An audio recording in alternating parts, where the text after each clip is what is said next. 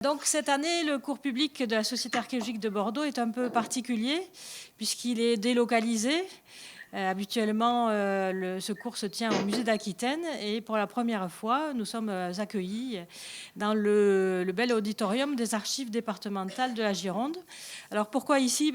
Tout simplement parce que ce cours public a été conçu pour être un appui, un complément, pour être en miroir finalement de l'exposition consacrée aux villes médiévales de Gironde qui s'est ouverte en novembre 2023 et va s'achever en avril. Donc, on couvre une partie de cette période avec ce cours public. Dans cette exposition, on a une équipe de médiévistes assez largement représentée par la conférence inaugurale. On a réuni une série de documents essentiellement archivistiques pour traiter de ces villes, de l'histoire de ces villes, avec des thèmes qui sont plus ou moins développés en fonction de la documentation. Et l'archéologie, il y a assez peu de place puisque c'est une exposition d'archives. Vous l'avez peut-être visitée, mais il y aura, pour ceux qui n'ont pas eu l'occasion de la visiter encore, la Société archéologique de Bordeaux proposera une visite de groupe. J'ai oublié la date, je crois que ça sera le 22 mars. Vous pourrez vous y inscrire, ça va être bientôt proposé pour ceux qui n'auraient pas fait cette visite. Sinon, vous pouvez la visiter toute la semaine et aussi le week-end, les samedis après-midi et le dimanche après-midi, sous la conduite très informée d'une de nos étudiantes assises au premier rang, Laurine Ribeiro, que je désigne directement ici, voilà, qui a activement participé à cette exposition et donc qui est d'autant plus bien placée pour en faire les visites. Donc, pas beaucoup d'archéologie. Donc, le cours d'archéologie vient un peu en miroir pour présenter ce qu'on n'a pas pu forcément beaucoup traiter dans cette exposition parce que les archives ne s'y prêtaient pas forcément. C'est aussi pour venir en écho à la dernière partie de cette exposition, pour ceux qui l'ont visitée. Sur la dernière partie de l'exposition, on ouvre sur les archives du 19e siècle, et en particulier les archives de ces érudits qui ont veillé à sauver le patrimoine médiéval qui était parfois menacé, parfois en cours de destruction, donc par leurs dessins, par leurs écrits, par leurs descriptions. Et on retrouvera beaucoup ces érudits dans les prochains cours qui s'étaleront donc jusqu'au 11 mars. Donc aujourd'hui, c'est un peu une exception puisqu'on va rendre un hommage à notre professeur, notre maître, on va dire, à tous les quatre. On a eu l'honneur d'être dirigés à des périodes différentes en suivant par le regretté professeur Jean-Bernard Marquette, qui aurait dû prendre une part active à cette exposition et que la maladie, malheureusement, a emporté trop tôt pour qu'il, non seulement il y participe, mais surtout qu'il ait le plaisir de l'avoir inauguré. Donc on tenait absolument à commencer cette série de cours par un hommage à Jean-Bernard Marquette et en rendant à César ce qui lui appartient, c'est-à-dire tous ceux que lui doivent l'histoire des villes de Gironde. Les autres cours seront donc plus directement consacrés à ces villes, à certaines de ces petites villes qui ne sont pas forcément bien documentées dans l'exposition parce qu'elles n'ont pas toutes de texte ou parce que les sujets qu'on va traiter ne sont pas forcément documentés par les sources écrites. Et donc, on aura des interventions de David Souny sur Rions, sur Sainte-Foy-la-Grande, mais aussi de Pierre Egaldo sur Saint-Émilion, assez bien traité dans l'exposition, mais moins du côté religieux.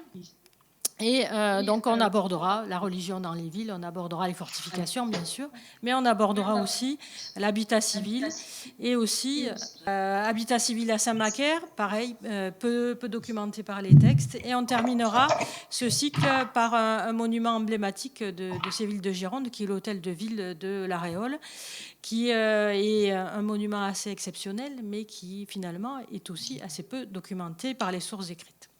Voilà, donc aujourd'hui, on va commencer sans plus tarder par cet hommage à Jean-Bernard Marquette. On va intervenir à quatre voix. D'abord Ézéchiel Jeancouré, d'abord Frédéric Boutoul, ensuite Ézéchiel Jeancouré, qui sont à distance.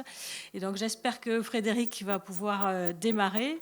Chacun va traiter un des aspects de la riche bibliographie, de la riche carrière de Jean-Bernard Marquette, ici pris en photo pour une de ses dernières publications autour du du château Pape Clément. Voilà. Frédéric, est-ce que tu es avec nous? Oui, vas-y Frédéric. Bon, alors je commence. Dans le partie des interventions que l'on avait prévu de faire ce soir, il nous semblait intéressant de commencer par Faut que je désactive le formateur, le son. Ouais. Le temps que lui parle, on peut couper le nôtre. puisque Jean-Bernard Marquette a beaucoup publié sur les villes, d'une manière générale, ou en tout cas il a contribué à des publications, mais son travail se ressent d'abord à partir des mémoires de master et de maîtrise, de DEA et de thèse qu'il a dirigées. Alors vous voyez sur la carte qui a été faite ici, que entre 1980 et 2002, Jean-Bernard Marquette a dirigé pas moins de 177 mémoires, ce qui est tout à fait considérable. Donc dès 1980, il est professeur depuis un an à peine, et ces directions de mémoire ont concerné l'espace aquitaine d'une manière très, très large, mais on voit quand même avec des mémoires réparties sur des régions de façon préférentielle, la Gironde, les Pyrénées-Atlantiques, les Landes bien sûr, le Lot-et-Garonne, et dans cet espace aquitain,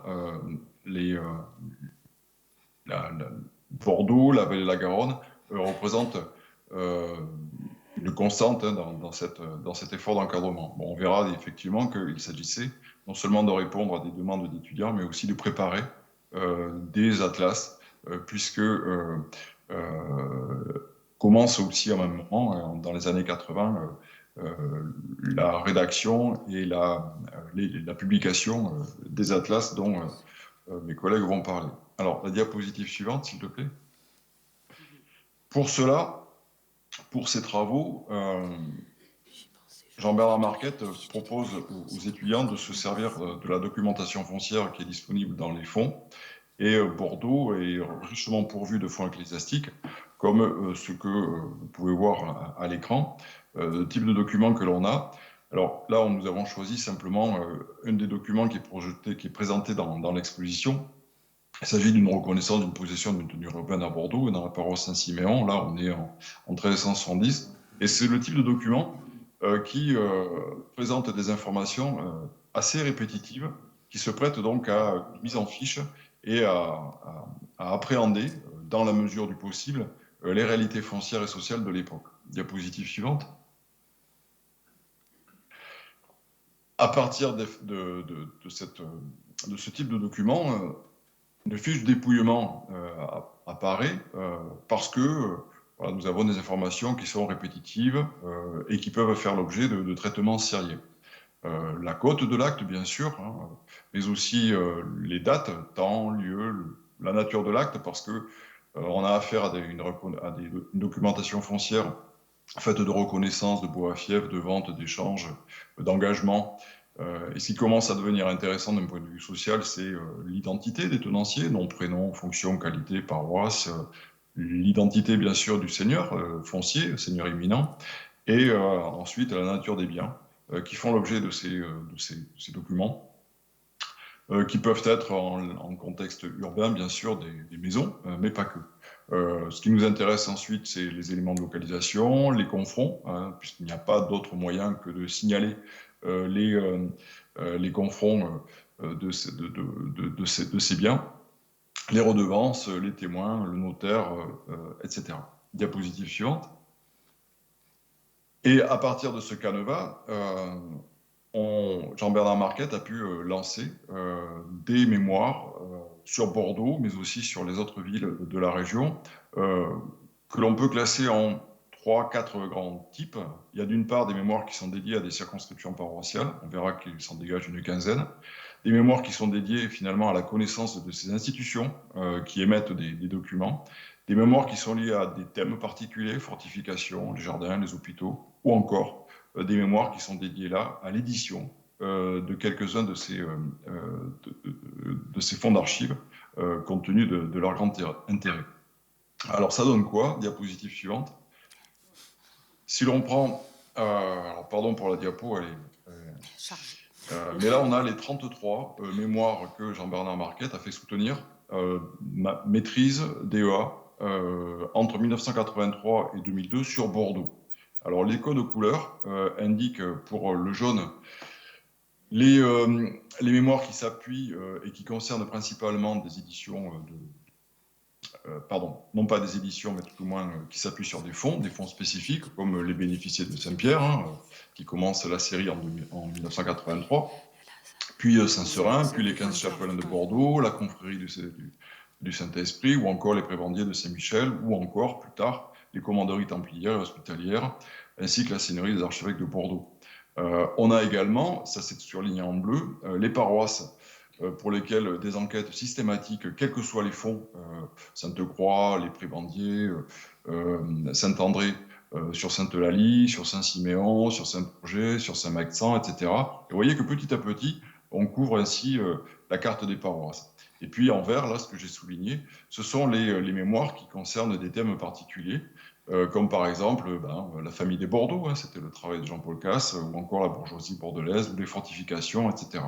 C'est un travail considérable qui s'étend voilà, de 83 à 2002. Pratiquement chaque année, il y a entre 2 et 3 mémoires qui concernent Bordeaux, qui sont donc encadrées par et qui sont soutenues sous la direction de Jean-Bernard Marquette.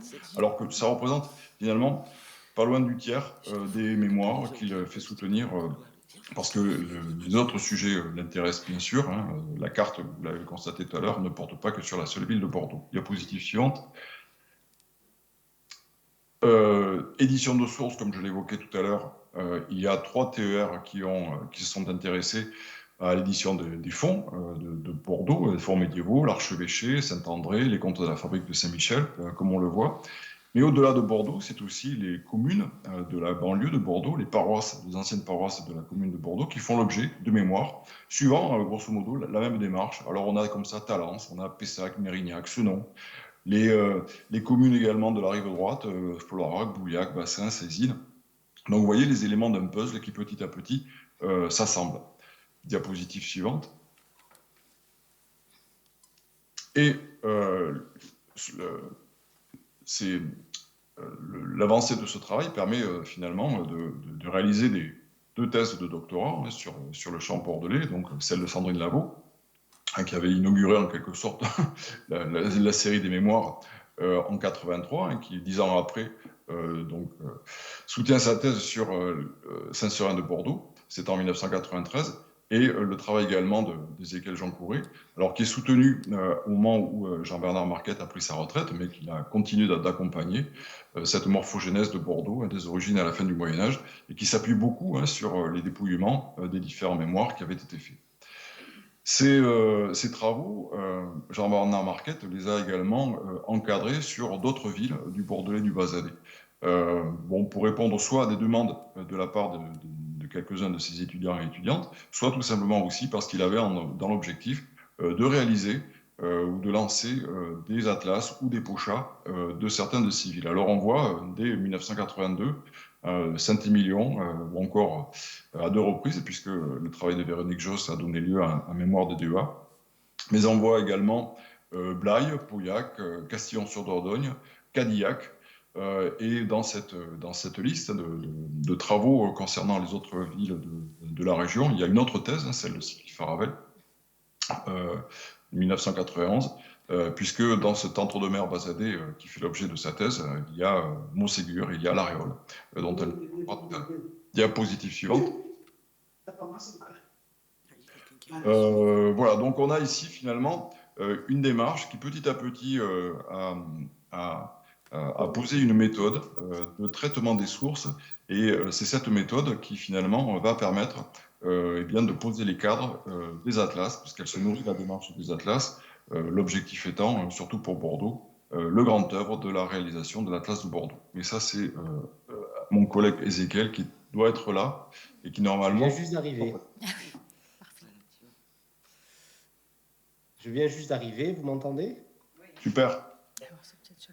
Bonsoir Frédéric, et bonsoir à tous les membres de la société et toutes les personnes qui sont réunies aux archives départementales de la Gironde.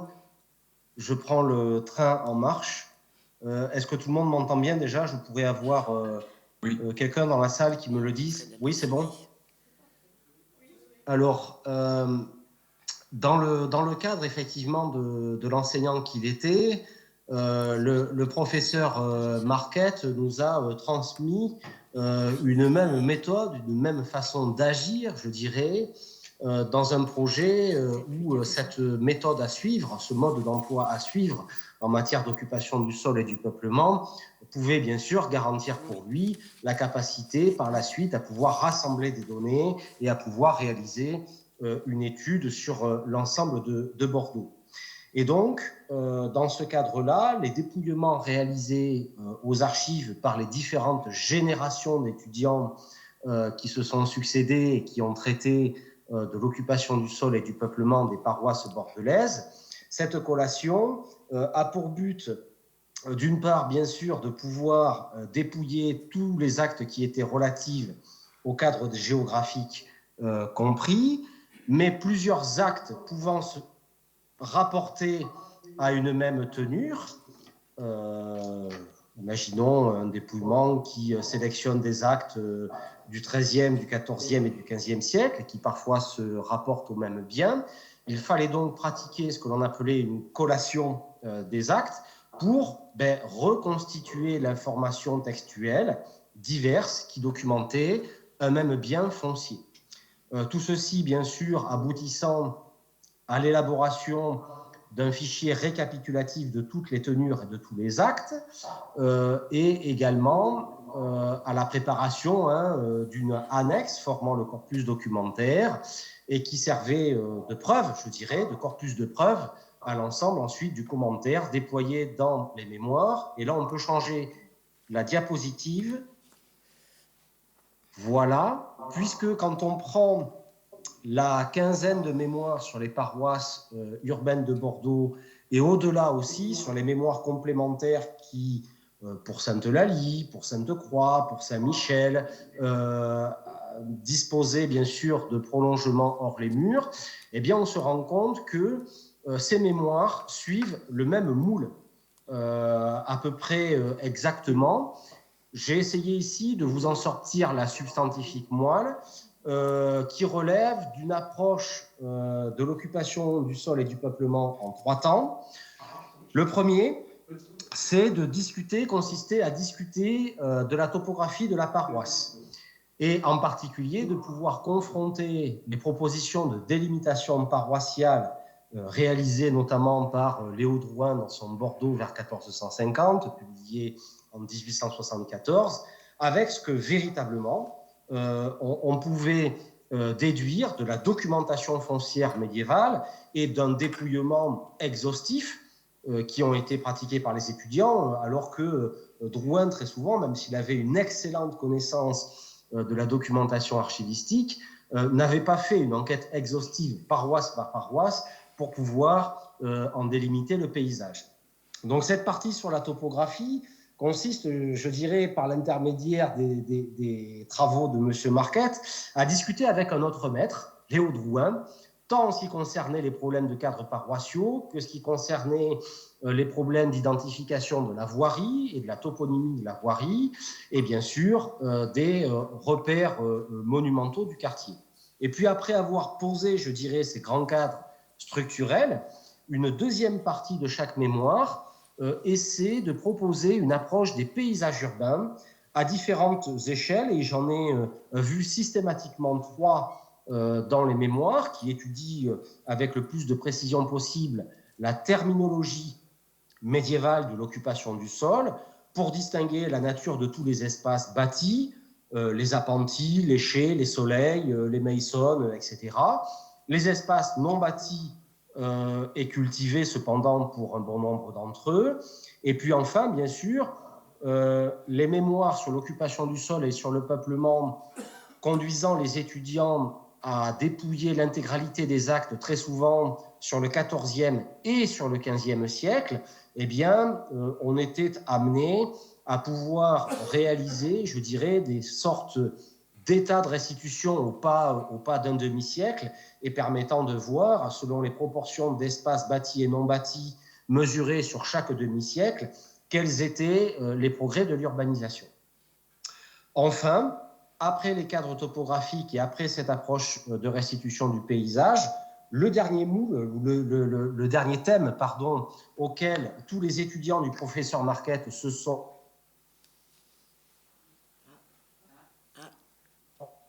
On t'a perdu, Ézéchiel. Plus sociale, une histoire plus incarnée, une histoire qui prend de la chair par l'intermédiaire de toutes les questions et de tous les commentaires à réaliser concernant les seigneurs, les tenanciers et leur rapport, bien sûr.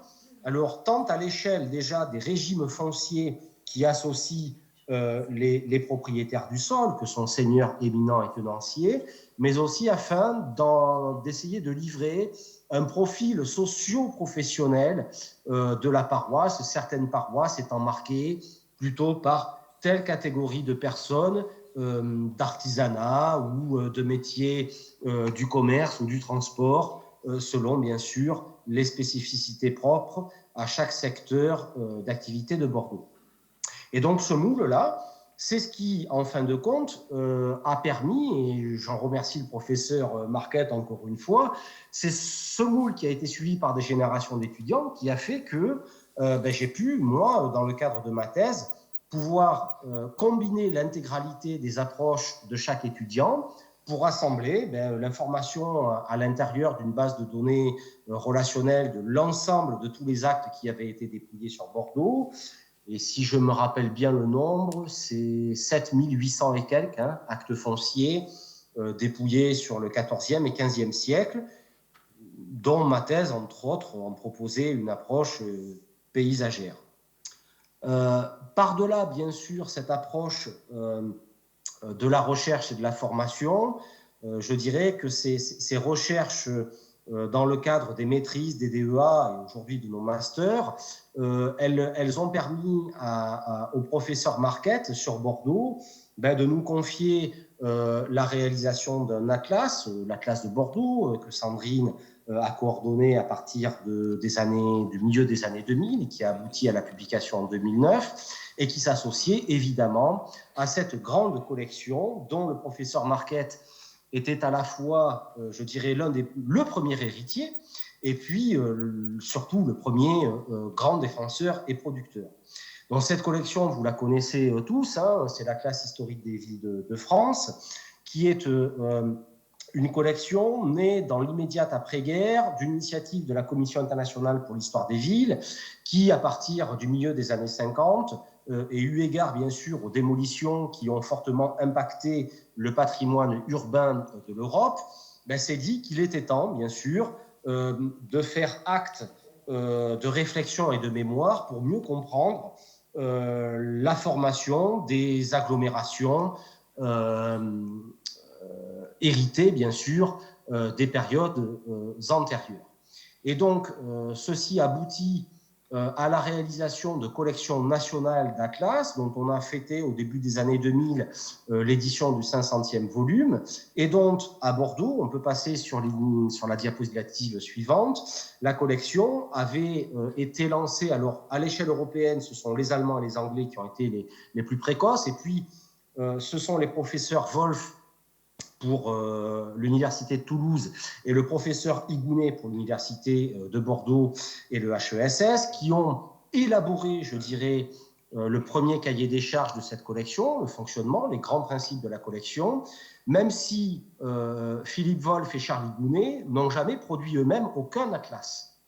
Et c'est justement ce que l'on doit au professeur Marquette, d'avoir passé le modèle théorique de l'atlas à véritablement des réalisations pratiques via les 48 fascicules qui ont été édités par le professeur Marquette jusqu'au début des années 2000 et qui sont quelque part à l'image du réseau scientifique du professeur Marquette et non pas à l'image de l'urbanisation de la France. Vous pouvez noter combien, par exemple, l'Occitanie, le Sud-Ouest en général, puis la Bretagne, sont des secteurs clés du réseau du professeur Marquette et de ses collègues, alors que des grands espaces très urbanisés tels que l'arc provençal méditerranéen est resté très largement en marge de cette collection.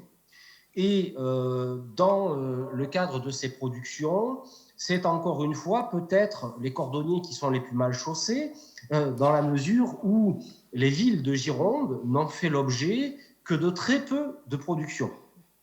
Dans le modèle initial des atlas, l'atlas prenait pour appui les cadastres d'époque napoléonienne, qui sont antérieurs aux grandes transformations urbanistiques des 19e et 20e siècles. Et c'est sur la base, bien sûr, de ce plan cadastral que l'historien qui avait à charge d'étudier telle ou telle ville était, bien sûr, dans l'optique d'essayer d'en saisir les clés de lecture de la formation de telle ou telle agglomération. Et donc, c'est autour du document central du plan cadastral que l'atlas comporte, bon, évidemment, une sémiologie, une légende, mais surtout à l'époque, un feuillet très liminaire, un grand recto verso, format A3 à peu près, qu'on appelait notice générale, et qui faisait état du processus de fabrication de la ville, depuis, je dirais, l'anthropisation du site jusqu'à l'époque de réalisation du cadastre. Ce modèle éditorial, coordonné, fabriqué autour du plan, s'est associé à l'élaboration par le professeur Marquette d'un modèle, d'une norme, d'une trame d'écriture des atlas. Les atlas fabriqués par le professeur Marquette n'ont pas suivi spécifiquement de cahier des charges, puisque dans les archives que nous avons dépouillées, nous n'avons pas trouvé trace de cahier des charges de la collection, mais cependant, tant en ce qui concerne la réalisation des plans historiques que la réalisation des notices générales, on peut voir que tous les auteurs ont suivi les mêmes normes et à peu près les mêmes trames. Et en ce qui concerne les deux atlas girondins, on peut passer à la diapositive suivante si je me rappelle bien. On va passer sur celle-ci parce que c'est juste sur une évolution du modèle de la collection et je ne voudrais pas être trop long. Voilà, on arrive très bien à tous les atlas qui sont publiés en 1982. On voyait déjà que les atlas girondins sont publiés la même année, Bazas et La Réole, mais qu'en plus, en une année, le professeur Marquette était capable de coordonner la publication de combien 3 et 3, 6, 9 atlas, dont il confiait, bien sûr, l'écriture scientifique et la direction à un spécialiste de telle ou telle ville. Dans ce cadre-là, la Gironde voit en 1982 ces deux premiers atlas naître autour de villes qui ne sont pas de même nature. On a, je dirais, un bourg monastique essentiellement d'origine médiévale avec La Réole, dont la réalisation avait été réalisée et confiée par le professeur Gardel. Et puis, on avait cette ville d'origine antique, ou en tout cas associée bien sûr à un castrum militaire d'époque de la fin de l'Antiquité, et sur laquelle ensuite, bien sûr, les évêques et la ville de Bazas vont continuer le processus. Alors, ce qui est assez révélateur aussi de l'esprit dans lequel les concepteurs de la collection ont travaillé, c'est que le professeur Marquette, ou bien chaque personne qui devait rédiger un atlas, apparaissent de façon prioritaire comme les fabricants des atlas, alors qu'en définitive, il ne faut pas oublier que les cartographes sont les véritables fabricants, et je pense tout particulièrement à Bordeaux, au laboratoire de cartographie historique qu'il y avait au sein du Centre de recherche sur l'occupation du sol et du peuplement, où plusieurs cartographes, je pense tout particulièrement à Geneviève Vernina, que j'ai bien connue, et surtout à Annie Bugat, avaient à charge de pouvoir réaliser à cette époque-là de façon artisanale, sous la forme de photographies, d'agrandissements, de dessins à la main, au passage au chromalin, etc., tous les fonds de plan sur lesquels ensuite les sites et monuments faisant l'objet, je dirais, des discussions et des propos scientifiques à l'intérieur de la notice monumentale, voilà, étaient étudiés. Or ici, voilà, ces cartographes-là apparaissent, je dirais, un peu comme des seconds couteaux, dans une écriture beaucoup plus petite que l'historien qui s'érigeait, je dirais, comme le maître d'œuvre des atlas, alors que concrètement, le professeur Marquette n'était pas lui-même le fabricant de ses propres cartes.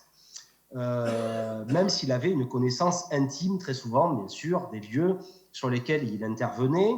Et là, on peut passer à la diapositive suivante, puisque par-delà, bien sûr, le fonctionnement global d'un atlas, ce qui est intéressant, c'est de voir le moule, la trame qui est utilisée, je dirais, dans tous les atlas des années 82, mais au-delà, dans quasiment tous les atlas qui ont été édités scientifiquement par le professeur Marquette, les 48 premiers fascicules, et qui correspondent à cette démarche de géographie historique très ancrée dans l'école bordelaise sur l'histoire et l'occupation du sol et du peuplement, et qui visait d'abord à pouvoir, bien sûr, poser la donne initiale du site naturel avant anthropisation, et qui tout de suite se lançait dans cet insoluble problème de recherche des origines des agglomérations, correspondant très souvent d'ailleurs aussi à une approche typologique des agglomérations. Dans cette époque de production très forte des atlas, vous voyez initialement que tous les concepteurs de cette collection étaient des médiévistes et qu'une part belle, véritablement la part du lion, est faite au Moyen-Âge à l'intérieur des notices générales, avec encore une fois une approche du processus de formation de la ville qui, je dirais, met en valeur plutôt la documentation du second Moyen-Âge. C'est tout particulièrement le cas pour je dirais les villes de Gironde, puisque vous connaissez tous la grande rareté des sources antérieures au XIIe siècle conservées aux archives départementales, propos d'ailleurs sur lesquels l'exposition sur les villes d'Aquitaine donne une explication. Et puis après, cette fabrique médiévale de l'agglomération qui occupe généralement la majeure partie des propos centraux des notices générales, eh bien, les autres phases sont traitées avec beaucoup plus, je dirais, de concision, puisque le XVIe siècle, de façon classique, passe pour, avec la fin de la guerre de Cent Ans, pour le temps des troubles et des crises, avant que, bien sûr, l'époque moderne, tout particulièrement les XVIIe et les XVIIIe siècles, n'apparaissent comme des phases de modernisation, de reconstruction des agglomérations.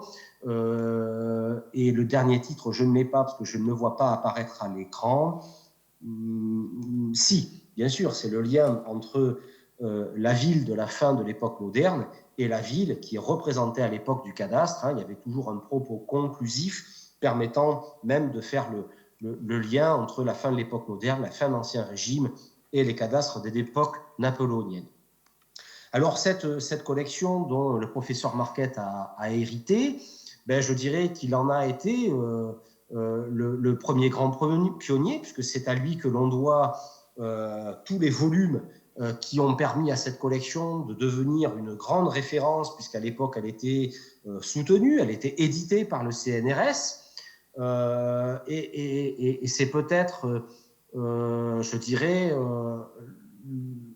l'un des grands acquis que l'on doit quand même au professeur Marquette, qui est d'avoir imposé par l'intermédiaire de cette collection, je dirais, assez durablement, l'école géohistorique bordelaise dans le paysage de la recherche scientifique, en particulier en histoire urbaine.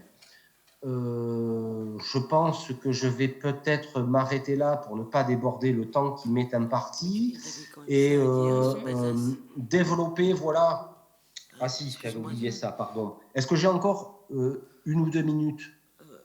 Comment lui parler? Ah oui. Attends. Alors, C'est ça. Oui, on ne peut pas parler directement, sinon ça fait écho, mais oui, il n'y a pas de problème. Tu peux D'accord, finir sur ok. tes diapos. D'accord, merci. Dans le cadre de Bazas, que nous avons eu l'occasion de présenter de façon un peu plus approfondie l'autre jour, dans le cadre des conférences qui accompagnent l'exposition des archives départementales, j'ai souhaité mettre en valeur quelle était la démarche scientifique du professeur Marquette. Il faudrait mettre, voilà, merci beaucoup, la diapositive avec les citations. Alors, le professeur Marquette est quelqu'un qui, dans sa façon d'aborder, je dirais, Bazas, s'est exprimé d'abord comme quelqu'un qui maîtrisait parfaitement la ville et qui considérait presque certainement cette ville comme un fief scientifique, puisqu'on est là dans l'éther à la fois de ses propriétés personnelles et d'une bonne part, mais Sylvie en parlera un peu après, de ses activités scientifiques et également de ses activités au sein des sociétés savantes.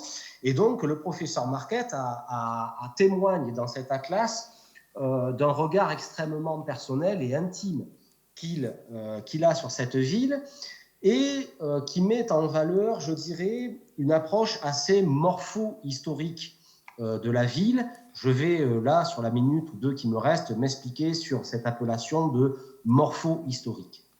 En effet, quand on regarde la plupart des atlas de cette époque-là, les atlas reproduisent sur le plan ce que généralement d'autres sources à l'époque documentent.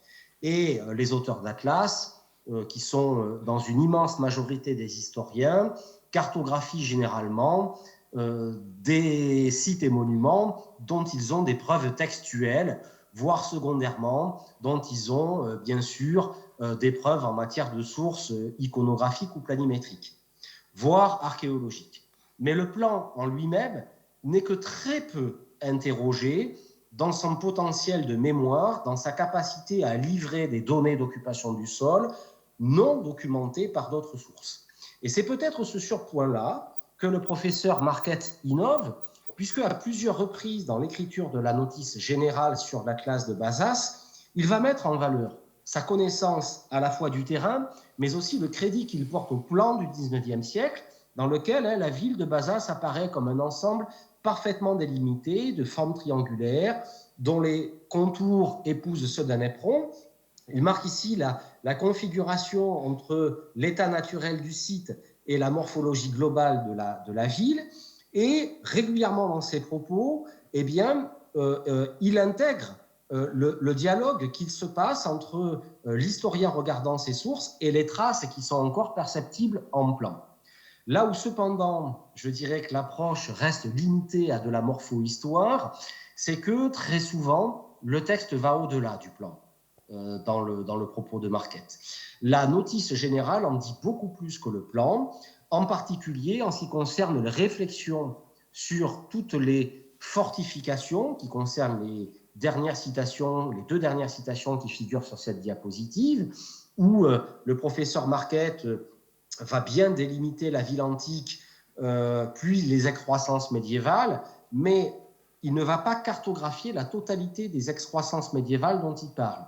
Il se limite essentiellement à la cartographie de l'enceinte du castrum militaire et de la grande enceinte de Réunion du XIIIe siècle, alors que le développement des faubourgs nord et est de la ville, qui sont très bien décrits autour du quartier de Fondespan et du Paillasse, en ce qui concerne la partie ouest de l'agglomération, ou en ce qui concerne le faubourg Saint-Antoine, pour ce qui s'agit de la partie nord, eh bien le texte décrit très véritablement et très bien et très finement les choses, alors que le plan ne cartographie pas les enceintes à l'échelle hypothétique. Et pourtant, dès cette époque-là, la sémiologie, les règles de légende avec lesquelles étaient constitués et cartographiés les sites et monuments des atlas, laissaient une part pour décrire le degré de fiabilité des restitutions qui étaient proposées dans les atlas. Et le professeur Marquette aurait nettement pu faire cartographier ces lignes de fortification avec des pointillés espacés pour montrer le caractère hypothétique ou vraisemblable de son propos, de son hypothèse, ce qu'il ne faisait pas. Ce qui montre bien que malgré sa connaissance intime, je pense que pour le professeur Marquette, s'il n'y avait pas de preuves formelles ou archéologiques ou textuelles de telle ou telle fortification, eh bien, le plan passait à l'arrière-plan, je dirais, dans son rapport aux sources, chose qui a profondément changé autour des années 2000, en France notamment, autour de l'arrivée du concept de fabrique urbaine, qui, je dirais, va modifier et réélargir à nouveau l'historien dans son rapport aux sources. Cette fabrique urbaine, qui est à l'origine un concept anglais, urban fabric, qui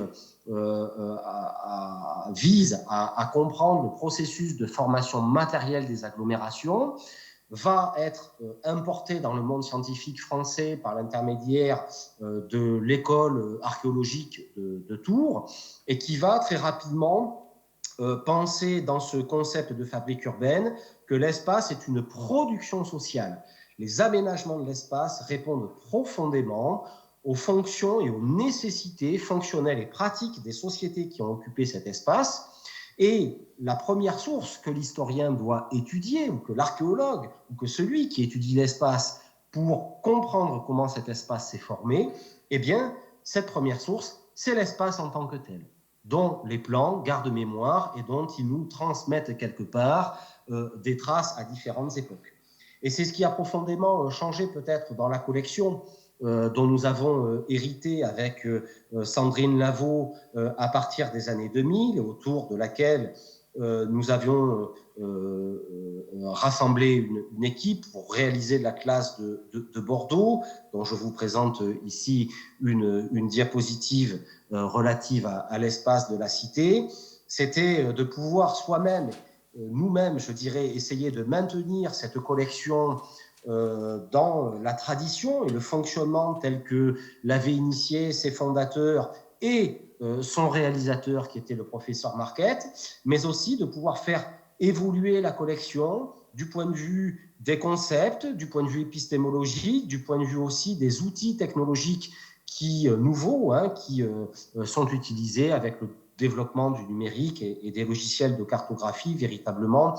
Mais là, je dirais que je sors du cadre ce soir de la conférence qui gravite autour de la figure tutélaire du professeur Marquette pour aller vers l'héritage qu'il nous a fait, qui n'est pas toujours aisé à maintenir vivant, mais que nous assignons très souvent, et Sandrine et moi, à essayer de maintenir le plus possible vivant par l'intermédiaire des programmes que nous avons lancés ou des atlas que nous avons réalisés et qui parfois, je dirais, n'arrivent pas non plus et j'en terminerai là, à pouvoir mettre en œuvre tous les projets auxquels le professeur Marquette avait pensé et qui auraient pu susciter la réalisation d'atlas en Gironde.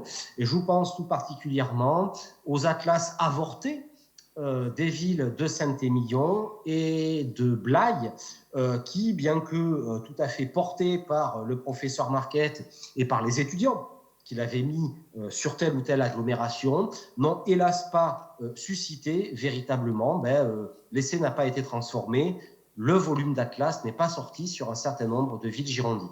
Voilà, j'en arrête là.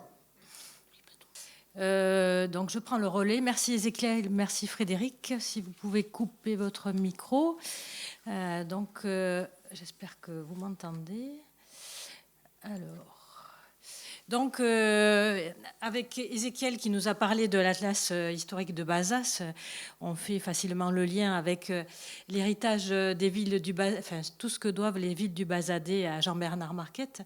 Et évidemment, c'est ce Bazadais qui était pays de ses origines, où il est resté ancré toute sa vie durant, a été profondément marqué dans l'histoire de son réseau urbain par les travaux de Jean-Bernard Marquet. Donc Bazas, bien sûr, mais je ne reviendrai pas dessus, Ézéchiel a tout dit.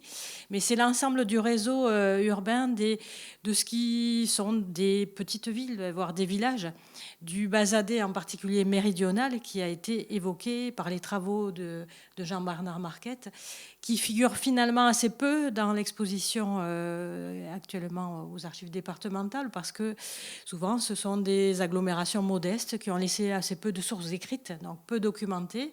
Et là encore, comme pour des grandes villes, Jean-Bernard Marquet a mis en œuvre la méthode qui fonctionne, c'est-à-dire l'approche topographique, interroger les cadastres, interroger les plans anciens, pour essayer de remonter aux origines, de trouver les traces parfois de ces agglomérations qui ont pu disparaître. Mais c'est aussi là que Jean-Bernard Marquet a été quelque part archéologue, en voulant justement interroger les pierres, interroger les traces des vestiges conservés en élévation pour abonder l'histoire de ces villages ou de ces villes qui n'étaient pas documentées. Donc j'insisterai, je ne vais pas tout raconter parce qu'il y a beaucoup à dire. Il y a la bibliographie de Jean-Bernard. Il y a un écho, il y a peut-être un micro qui vient de monter là. Ah, d'accord. Il y aurait beaucoup à dire, notamment toute la bibliographie que Frédéric Boutoul a rassemblée dans l'hommage qui a été dédié à Jean-Bernard Marquet, montre que les cahiers du Bazadais en sont pleins de ces monographies, mais je voudrais insister sur un ou deux articles ou deux travaux qui ont été marquants à la fois dans l'évolution du travail de Jean-Bernard Marquet, mais aussi dans la réflexion de ses étudiants, des générations d'étudiants qu'il a formés et qui ont ensuite poursuivi ces réflexions. Donc cet ouvrage qui apparaît ici, c'est pas un ouvrage dirigé par Jean-Bernard Marquet, mais qui avait été un colloque organisé par Charlie Gounet, mais dont Jean-Bernard Marquet avait été largement la cheville ouvrière, qui a permis de publier une première synthèse dédiée à ce qu'on appelle les Castelnau, qu'on appellerait aujourd'hui village Castro ou bourg Castro, suivant divers termes utilisés actuellement, qui lui a permis de faire cette cartographie de toute la densité de ces villages, de ces bourgs, de ces villes.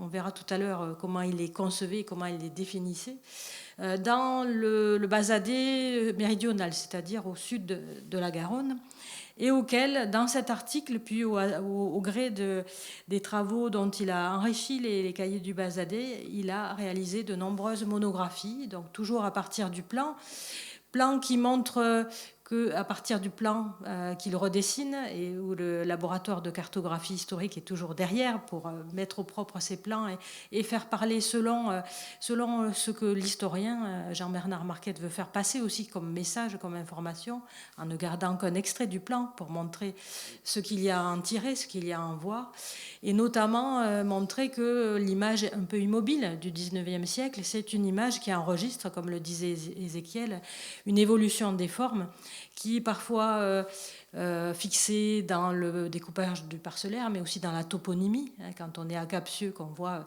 le bourg, la ville, et plusieurs pôles, donc on voit toute une organisation passée qui a petit à petit dépéri, qui n'est plus très présente dans le cadastre du 19e siècle, mais qui a dû marquer au Moyen-Âge, ou au moins à l'époque moderne, une organisation très différente et une structure de petites villes, de petites agglomérations dont on a difficilement idée aujourd'hui.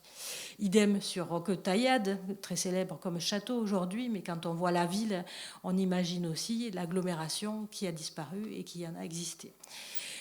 Bourg fermé, bourg ouvert, bourg à plusieurs pôles. On y reviendra tout à l'heure dans une petite vidéo. Grignols, cher à Jean-Bernard Marquet, avec ce Castelnau type, avec ce village-rue, cette place du marché, qui illustre la variété des formes que Jean-Bernard Marquet a voulu, dans sa synthèse sur les Castelnau du Bazadais, réunir, présenter, mais qu'il a ensuite développé régulièrement dans ses casiers du Bazadais, dont il a assuré la rédaction, la mise en forme, la présentation pendant plusieurs décennies, qui lui doivent beaucoup, et où il a régulièrement remis sur la chaîne du travail ses réflexions sur Villandreau, notamment, avec plusieurs articles où il a évolué dans sa réflexion. C'est aussi Captieux, qu'on retrouve ici, avec une image de Wierth, de représentation du XVIe siècle, dont on retrouvera, pas pour Captieux, mais pour Saint-Macaire, une illustration dans l'exposition, qui montre comment il met en œuvre les traces archéologiques, mais aussi les traces iconographiques pour restituer la ville du passé. C'est aussi parfois la découverte d'un document exceptionnel sur la piste duquel il a été dès 1973 et qu'on a présenté sous une version un peu plus colorée et précise dans l'exposition. C'est la carte d'arpentage de la ville de Langon qui lui permet une analyse extrêmement fine de l'organisation multipolaire de la ville de Langon, dans un article précurseur qu'il rédige, qu'il publie dans les Cahiers du Bazadais en 1973, et travail qui lui permet de proposer le plan qui figure ici, qui sort en 1973, l'année justement où vont sortir cette collection des atlas historiques de Bordeaux. Et là, Ézéchiel parlait d'atlas avorté, mais pour Langon, on pourrait avoir un atlas. Voilà, la collection naît, mais on a le modèle qui est prêt. Évidemment, on a cette version en noir et blanc, malheureusement, mais le laboratoire de cartographie historique a réalisé pour Jean-Bernard Marquette un mini-atlas historique de Langon, en tout cas dans le plan. La notice reste à faire, mais ça aussi, je pense que Jean-Bernard Marquette a sans doute mûri ou nourri l'idée, en tout cas, de lui consacrer un jour au moins une grosse notice, ce qu'il n'aura pas forcément eu le loisir ou l'occasion de faire plus tard. Le Sud-Gironde, ici représenté sur une carte extraite de l'exposition, mais aussi le Sud-Gironde, aussi basadé méridional, mais le basadé septentrional. Alors, on parlait tout à l'heure de la transmission, de l'héritage. Jean-Bernard Marquette a transmis des missions, des héritages à Frédéric Boutoul, à Ézéchiel Jean-Couret. Moi, il m'a transmis en héritage le basadé septentrional, donc l'entre-deux-mers basadé. Mais lui, il a fait j'y ai consacré une synthèse dans le cadre de ma thèse, mais lui, bien avant moi, a consacré quelques notices décisives pour certaines petites agglomérations. Et là, on peut parler du travail éditorial, du travail de Jean-Bernard Marquette, éditeur de textes, éditeur de sources, avec l'exemple de Blasimont, donc connu comme une bastide, mais dont il a très clairement montré l'origine en tant que bourg castral, qu'on voit très bien ici, la bastide et l'ancien bourg castral sur ce plan napoléonien qu'il a redessiné dans ses articles. Mais article paru dans le colloque Sauveterre de Guyenne, 700 ans d'histoire, paru en 1985, mais qui publiait un colloque tenu en 81 pour commémorer justement ces 700 ans d'histoire, où il a choisi de ne pas en rajouter sur Sauveterre, mais de s'intéresser à une modeste bastide, Blasimont, sur lequel il a fait un travail remarquable d'édition d'un texte très rare, qui est un projet de pareage, donc un projet de contrat qui fixe la destinée d'une bastide, mais qui aussi montre toute la réflexion et tout le dialogue qui est instruit entre seigneur local, l'abbé de Blasimont, et le représentant du roi-duc, le sénéchal de Guyenne, et dont l'original est représenté ici, reproduit, numérisé dans l'exposition, vous le verrez en visitant l'exposition, et dont Jean-Bernard Marquette a, suivant la méthodologie présentée dans la première page de l'annexe de son article, présenté une édition et une traduction complète, et qui montre bien, à travers la reprise des ratures, notamment du document, toutes les hésitations et les discussions qui ont dû prévaloir à la fondation de cette bastide. Et je cède la parole à ma collègue. Merci Sylvie. Oui, oui, alors moi, en matière d'héritage, il a été lourd, il a été double, hein. Je pourrais même rajouter flagrant, ça serait triple, puisque, bon, Ézéchiel vous a parlé de l'héritage des atlas qui m'était incombé au moment de mon recrutement à l'université, mais ma thèse m'a aussi, en plus de m'ouvrir aussi, évidemment, sur les questions d'occupation de sol, tant dans les faubourgs que dans la ville, ma thèse m'a porté sur une des thématiques qui était chère à Monsieur Marquette et que je voudrais évoquer ici pour terminer ce panorama, pardon, ce panorama des territoires de recherche de Monsieur Marquette en Gironde.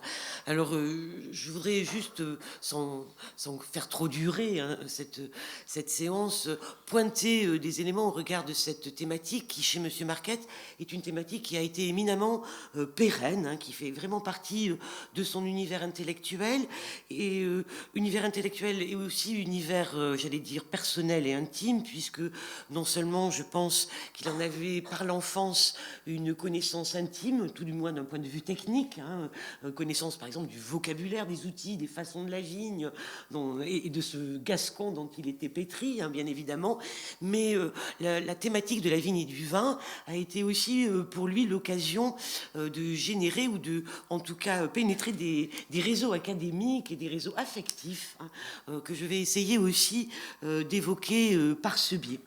Alors c'est une thématique pérenne, mais paradoxalement, elle est demeurée assez secondaire dans les productions et les publications de Monsieur Marquette, puisque, vous le voyez, au final, c'est simplement 4 contributions qu'il a données autour de cette thématique. Je vais vous les détailler, bien sûr, mais de façon comptable, ben voilà, c'est un chapitre d'ouvrage, 2 communications non d'écologue et une monographie, et qui se sont ordonnées en 2 temps. D'abord, une période clé, 77-79, par laquelle je vais commencer, et puis plus tardivement, au moment où il était déjà en retraite, hein, et où il s'est fait plaisir en travaillant sur ces sujets-là. Alors, on va y rentrer directement dans ces 4 contributions que je vais détailler, en détaillant moins peut-être leur contenu scientifique que justement cet environnement dans lequel elles se sont inscrites. Et la première, c'est pas des moindres, hein, c'est cette grande monographie qui avait été réalisée sous la direction de Charles Higounet, hein, cette monographie sur la seigneurie et le vignoble de Château-Latour, histoire d'un grand cru du Médoc. Hein, c'est une monographie qui a fait socle, hein, véritablement, dans l'historiographie du vignoble, hein, et qui, vous voyez, date de 1974, et qui est une œuvre collective sous la direction certes de Monsieur Higounet, mais qui réunit, et c'est tout à fait typique de ce qui se joue en matière d'histoire des vignobles dans les années 70, pardon, c'est vraiment, on est à un moment des très beaux jours de la géographie historique, avec à Bordeaux une équipe particulièrement dynamique et d'un rayonnement à l'échelle nationale et internationale, qui réunit tant des géographes que des historiens. Parce que c'est un temps où finalement les plus grands historiens du vignoble en Bordelais, ce sont des géographes.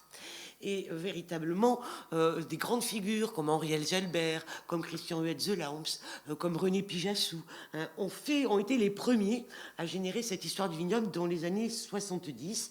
Et on voit là comment Monsieur Higounet s'est adjoint cette équipe de géographes qui faisaient de la géographie historique bien plus qu'aujourd'hui les géographes d'enfants, hein, et avec, en s'adjoignant évidemment l'aide d'historiens, notamment pour les périodes anciennes. C'est donc Monsieur Marquette, avec l'aide de Jean Cavignac, hein, qui était le directeur des archives, qui va composer toute la partie sur la seigneurie de la tour Saint-Maubert, sur la seigneurie du Château-Latour, hein, et Monsieur Marquette donc va s'emparer du premier chapitre, hein, vous le voyez, je voulais détailler un petit peu 40 pages qu'il y consacre à cette seigneurie de la tour Saint-Maubert, et à la fin, enfin pas tout à fait à la fin, mais en son centre, il va faire 3 petites, presque des notions notice sur le vignoble tel qu'on peut le percevoir pour la période médiévale. Alors, vous le voyez, à peine... ah tiens, c'est parce qu'il y a ça qui m'enlève les pages, s'il te plaît, excuse-moi. Le vignoble médiéval, il n'y consacre qu'une à 2 pages pour faire le constat que finalement on a très peu de données, que c'est très complexe de mettre au jour un vignoble qui, il faut bien le dire, est un vignoble alors très secondaire, un vignoble très vivrier pour la période médiévale, et il fait le constat qu'on en sait très peu de choses, sauf pour Saint-Maubert, où il produit évidemment une carte par le laboratoire de cartographie historique, mais là encore, on le voit bien reprendre cette méthode, je dirais, de travailler à partir des actes fonciers dans la reconstitution des tenures telles qu'il nous l'a inculqué et qui était vraiment dans cette logique foncière et cartographique. Mais déjà, M. Marquette avait porté un intérêt sur le vin, puisqu'il consacre effectivement 1 à 2 pages au vin de Saint-Maubert, où il commence à se poser les questions tout à fait qui vont dominer ensuite dans sa façon d'approcher le vignoble. Parce qu'ainsi, par exemple, c'est déjà dans cet ouvrage que M. Marquette pose les principes, enfin l'idée que le claret médiéval, c'est un vin de premier écoulage. Et j'y viens tout de suite, qui est vraiment une idée clé qu'il a développée ensuite dans ce grand colloque. Ce grand colloque qui est un colloque donc qui se passe en 77, même si sa publication sera en 79. Et ce colloque qui a eu lieu à Bordeaux en octobre, je vais précisément 27-29 octobre, a été organisé par le Cervin, c'était alors un centre d'études sur la recherche sur le vin et le vignoble, qui avait été créé par justement l'ensemble des géographes que vous avez vu tout à l'heure sévir pour Château-Latour, qui avec donc évidemment à l'époque c'est Alain Huetz de Lams qui en a eu la première direction, on est en 70, et c'est donc le Cervin associé avec monsieur Higounet et le CROSS, le Centre de recherche d'occupation du sol, qui vont à la demande, et c'est pas rien, du Comité national de géographie et de sa commission de géographie historique, alors présidée par Xavier de Planol, éminent géographe de l'époque, qui vont organiser ce colloque. Et ce colloque, je ne résiste pas, en espérant ne pas trop abuser de votre temps, de vous en faire le récit de son organisation tel que M. Higounet la donne dans son avant-propos. Alors ça se joue sur 3 jours. Les matinées sont évidemment organisées en communication, en ateliers sur les vignobles étrangers comme sur les vignobles français, mais les après-midi sont en visite de terrain. Et excusez-moi, mais moi qui ai organisé un certain nombre de colloques sur les vignobles, je me dis que ce temps-là est bien révolu, puisque voilà, la première journée, la première après-midi, c'est René Pijassou qui les conduit en Médoc, et les voilà à faire le tour de Giscourt, de Latour évidemment, et de dîner à Mouton-Rothschild. Le lendemain, c'est Philippe Roudier qui les conduit en Sauternay à Yquem, et au retour, ils passent par Smith-au-Lafitte et ils vont dîner à Pape-Clément. Le lendemain, c'est toujours Philippe Roudier avec Henri-Hans Jalbert qui va à Saint-Émilion, et ils vont là visiter Canon et Figeac. Vous voyez un petit peu, on peut imaginer combien les participants devaient être heureux de ce colloque, et je peux vous dire que, encore une fois, on a là vraiment, je dirais aussi, c'est aussi toute la position du savant dans la société, qui est de la primauté et de la reconnaissance. Je veux dire, j'avais un mot médiéval dans la tête qui était celui d'honorabilité de ces éminents professeurs qui étaient reçus dans ces châteaux avec toute la pompe et le faste qui étaient en leur honneur. Et je peux vous dire que les temps ont bien changé. Quoi qu'il en soit, excusez-moi de ce commérage, mais je voulais vous donner un peu l'ambiance cet environnement scientifique de l'époque. Hein. Et c'est en tout cas à l'occasion de ce colloque que M. Marquette va poser un article référentiel, hein, mais référentiel pas seulement à l'échelle locale, il est à l'échelle nationale et internationale, et encore aujourd'hui, hein, moi qui continue sur cette thématique, je peux vous le dire, c'est la vinification dans les domaines de l'archevêque de Bordeaux à la fin du Moyen-Âge, où là, M. Marquette, non seulement va travailler à partir, je dirais peut-être pas de ses sources préférées, mais c'est quand même les contes de l'archevêché, dont on sait combien il les a labourés, je dirais, hein, et il va, lui, là encore, bien sûr, dresser une carte de la géographie du vignoble de l'archevêque à Pessac et à Lormont. On va le voir restituer les façons, hein, et toutes les pratiques au moment des vendanges. Là où je suis toujours aussi admirative, c'est dans son étude lexicale si précautionneuse, hein, tant pour mettre à mal certains stéréotypes ou paradigmes. Par exemple, on le voit bien, c'est le premier à bousculer l'idée que le terme torcularium, torcular, le treuil, qu'on trouve couramment dans les sources bordelaises, ben non, c'est pas le pressoir, c'est plus certainement un fouloir. Voilà, il remet en cause des acquis de l'historiographie et de façon absolument fondamentale. Hein, et là encore, c'est surtout en matière de vinification, hein, qu'il va véritablement exposer son interprétation du vin claré, hein, et montrer combien le vin rouge est un vin marginal encore jusqu'à la fin du Moyen-Âge. On a là, donc, vous voyez, un article de fond, hein, encore une fois, qui fait vraiment socle dans l'historiographie.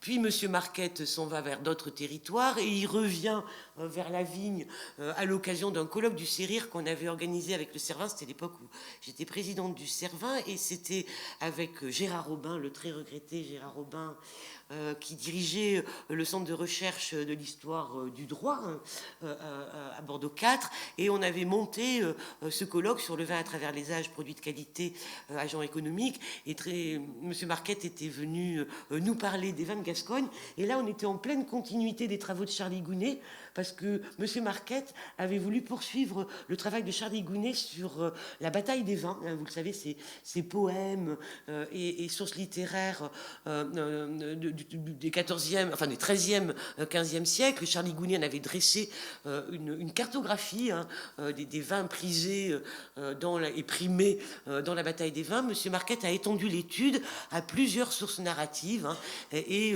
pour lui, non point pour y déceler une géographie, mais travailler sur l'appellation de vin de Gascogne. Hein, et on a là une étude tout à fait originale qui est aussi marginale. C'est rare que monsieur Marquette se soit prêté à travailler sur les sources narratives. Je me dépêche et je termine sur le grand œuvre, hein, sur évidemment cette monographie qui lui a occupé beaucoup de temps, hein, 15 ans, presque 15 ans de sa vie, hein, qui a été une commande de Bernard Magrez, avec monsieur Marquette, là encore, à relabouré les contes de l'archevêché, mais pas seulement, hein, pour élaborer cette monographie qu'il faut penser sur la diachronie. Hein. Alors je vous en ai mis un peu les principaux chapitres, et on voit comment il va d'abord restituer la seigneurie originelle de la Motte de Pessac, hein, de voir comment la famille de Gaux va s'en emparer, comment Clément V va faire sien ce domaine de la Motte de Pessac, hein, avant que ne lui soit adjoint, mais beaucoup plus tard, le domaine annexe de Sainte-Marie-de-Belair, hein, qui finalement ne sera adjoint qu'au XIXe siècle au château Pape Clément, dénomination dont M. Marquette a montré qu'elle ne datait que de 1560. Hein. On a là donc vraiment ces belles études dans la diachronie qu'il nous avait appris à faire, hein, qu'il a réalisé pour cette monographie. Et là aussi, le texte est riche, mais regardez combien, là encore, il est complété de transcription, traduction et édition des contes, hein, de l'archevêché,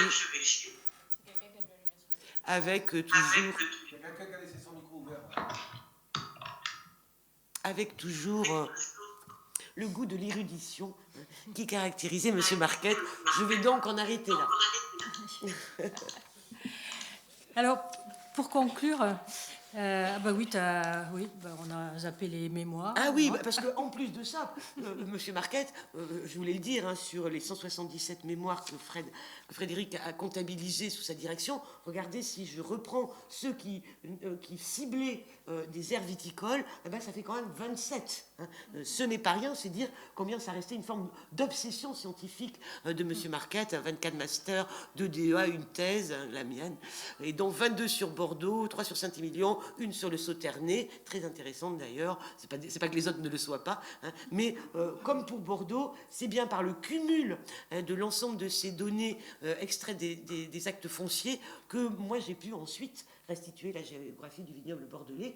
Et je voudrais dire combien, à l'échelle de la connaissance des vignobles, à l'échelle nationale et internationale, ce sont des choses rares que d'avoir à la parcelle près la restitution de vignobles dans leur état ancien. Hein. Je ne connais que très peu d'exemples qui ont été jusqu'à ces niveaux de précision spatiale.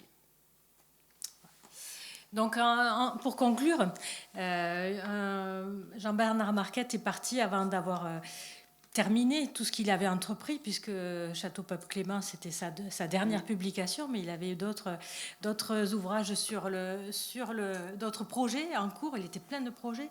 Et surtout, il faut souligner son investissement. Justement, à la retraite, il aurait pu passer à autre chose, mais non, il continuait à enrichir les travaux des sociétés savantes, toujours fidèle au cahier du Bazadais, mais aussi notamment au colloque du Clem, où il a été très activement producteur pour enrichir les connaissances d'un Entre-deux-Mers, pas simplement Bazadais, mais l'ensemble d'un Entre-deux-Mers. Et lors du dernier colloque, dont il n'a pas eu le temps de publier son travail directement, Bernard Larieux a pu faire enregistrer sa dernière prestation, et on voulait lui laisser en fait le mot de la fin, et justement lui laisser la parole sur une définition de la ville telle qu'il l'a concevée, et que finalement on n'a pas réussi à trouver pour cette exposition. Donc on va terminer avec ces quelques mots de Jean-Bernard qui nous permettent de le faire revivre et de lui laisser le mot de la fin. Vous voyez l'intérêt de cette histoire des îles. Donc on est en 2019 à Rions. Il parle des îles, de l'histoire des îles, toujours d'après les textes, mais finalement il élargit sa conclusion. Et, il y a même, alors, en aval, il y en a qui sont tellement jeunes, il y en a une, elle n'a pas de nom. Alors je lui ai donné le nom de quelqu'un qui avait été tenancier un temps. Il y en a une autre qui est donnée aux confrères de la confrérie de Saint-Serin. Et ces îles sont des villes jeunes. On donne la terre, on donne la ville telle qu'elle est, mais avec toutes les excroissances qu'il pourra y avoir. Ça fait partie des contrats, c'est-à-dire qu'on voit vivre les îles. On voit vivre les îles. Et elles vont se développer, puis elles vont se souder. Puis il va y en avoir une autre à l'aval, c'est les grandes îles que je vous ai montrées. C'est un monde particulièrement vivant, c'est un monde qui avait pour les habitants de Rions une importance que nous ne mesurons plus aujourd'hui. Voilà, ce sont quelques mots. Je vous ai dit en passant, ça n'a rien à voir avec tout ce que j'avais écrit. Mais j'ai essayé de vous montrer deux choses. La première, c'est qu'il y a des documents, il faut les trouver. Nous avons eu un bel exemple tout à l'heure, il faut les trouver. Il faut ensuite les exploiter avec prudence, parce qu'ils ne disent pas toujours la vérité. Bon, ça c'est extrêmement important. Et puis, à partir de cela, eh bien, essayer de tirer de ces documents leur substance, mais par des méthodes qu'on improvise parfois, mais qui peuvent donner des résultats particulièrement fiables. Je pense que vous en êtes convaincus que ce que je vous ai dit du vignoble de Rions, oui, il existe. Quand je vous parle des îles de Rions et de leurs jardins, oui, elles existent. Et quand je vous parle du Verteil au Castelnau de Rions, vous avez bien compris, et c'est en vous en parlant que j'ai bien compris aussi de ce que nous avions vu avant, c'est qu'il y a une muraille à l'intérieur de la ville qui protège un quartier qui entoure le château d'Aville. Je crois que c'est à cela qu'on va arriver. Il faudra le rechercher en analysant les plans anciens, mais il y a encore beaucoup de choses à faire sur la topographie de la ville de Rions, j'en suis absolument convaincu. Comme vous l'avez bien dit, c'est la seule ville qui se trouve dans le diocèse de Bordeaux, au centre de ville, avec une enceinte et des murs, parce que c'est tout que je confie. Et je conclus là-dessus. Qu'est-ce qu'on appelle une ville au Moyen-Âge? En Bordelais, au XIVe siècle. Eh bien, une ville, elle se définit par le fait qu'il y a une enceinte. Même s'il n'y a que 3 maisons autour d'un château, s'il y a une enceinte, c'est une ville. La chancellerie anglaise est formelle et l'usage local de même. Donc Riom est véritablement une ville. Les Bastides ne sont pas des villes. C'est par hasard, plus tard, pour d'autres raisons, qu'on mettra des murailles. Mais au départ, ce n'est pas des villes. C'est quelque chose de tout à fait original, tout à fait nouveau, mais pas l'occasion de parler ici. Et vous voyez tout de suite la différence. Bordeaux, c'est bien, Cadillac, c'est bien, mais par rapport à Riom, qu'est-ce que c'est?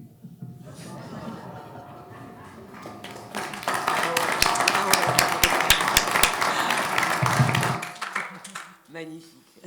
Voilà. Merci beaucoup de votre attention. Merci et à puis, vous.